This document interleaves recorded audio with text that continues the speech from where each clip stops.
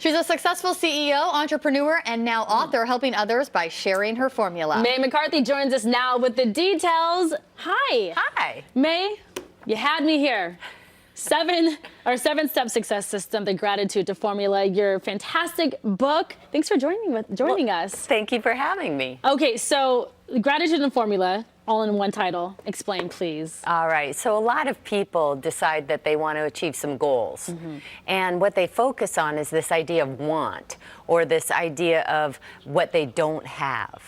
And what gratitude does, when you're incorporating that into a success system, is it makes you magnetic to achieving what you desire. As you're programming your brain with this idea that your goal is already done with gratitude, what ends up happening is your subconscious jumps in and illuminates possibilities for you to achieve what you've described. Now, we're not too far away from New Year's Eve, which is when a lot of people make those new goals for themselves. So let's say a very popular goal is to lose weight. Right. Okay, so let's say if that is your goal, how would you go about that with the gratitude formula? Right, so you might hear people say, I want to lose 10 pounds. Well, think about that goal for a minute.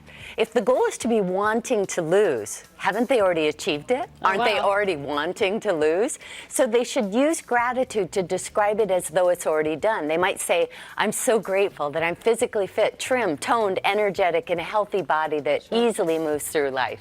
So I'm curious to get your thoughts on this. I think most of us always want to be very successful. So we say, I want to be successful in whatever it is that I start, if I start a company or just whatever it is that I do. But what do you think sets people apart from not quite reaching that success mark versus people who were able to get there? Well, I think that people need to understand that success is not a secret. It's a system. And you've all proved how powerful you are. You learned to read, you learned to ride a bike, and I bet you can drive home now after work and not remember large parts of your drive home because you've used repetition to master the situation. So every morning, write down, read out loud, and imagine being in your completed goals with gratitude. And what will happen is possibilities will illuminate for you to achieve them. So I have to say this too. We talked about weight loss and then, being successful. But what about relationships? I'm told that this also could go hand in hand with Ashley and love. Ashley and I need all the help that you can give us. Yes. Well, my recommendation is to describe what your life is like after you've already achieved that perfect divine complement of a partner. What are you guys doing? Where are you? How do you feel? What's the excitement of it already completed?